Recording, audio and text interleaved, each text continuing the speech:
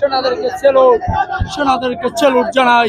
বাংলার মাটিতে এরকম সেনাই প্রয়োজন, কারণ এই আমাদের যথেষ্ট পরিমাণে সেনারাই আমাদেরকে সহযোগিতা করছে। সেনাদের এই আচরণে আমরা মুগ্ধ, কিন্তু সামনে আমরা সেনাদেরকে নিয়েই আমরা দেশকে ভালোভাবে এগিয়ে নিয়ে যাব। সেনারা এইভাবেই আমাদের পাশে থাকার জন্য তাদেরকে আমাদের ছাত্র সমাজ, সুশীল সমাজ, সরাব সমাজ থেকে আমরা তাদেরকে স্যালুট ও সালাম। দর্শক, রক্ত বৃথা যেতে দিব না, যায়নি তার প্রমাণ বেশি দিন যায়নি, আজকে আমরা তা কি করে দেখাইছি।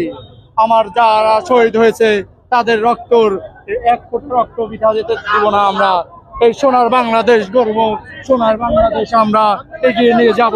এই বাংলাদেশকে আমরা আরো ভালোভাবে এগিয়ে নিয়ে যাব।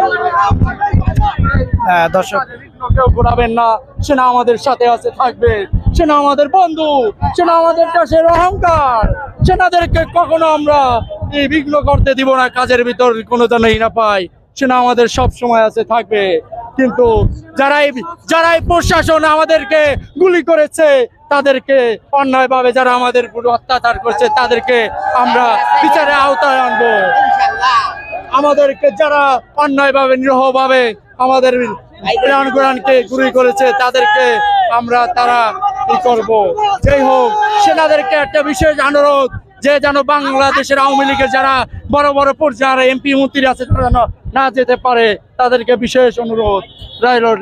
বিমানবন্দর, বিভিন্ন সীমান্তকে এলার্ট রাখার জন্য সেনাদেরকে আমরা বিজিবিকে সতর্ক থাকার জন্য কি করছি।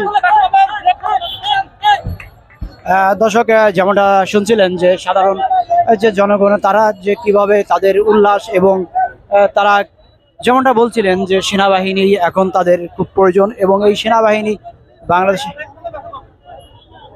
আপনারা দেখছেন যে হাজার হাজার লাখ লাখ জনতা এই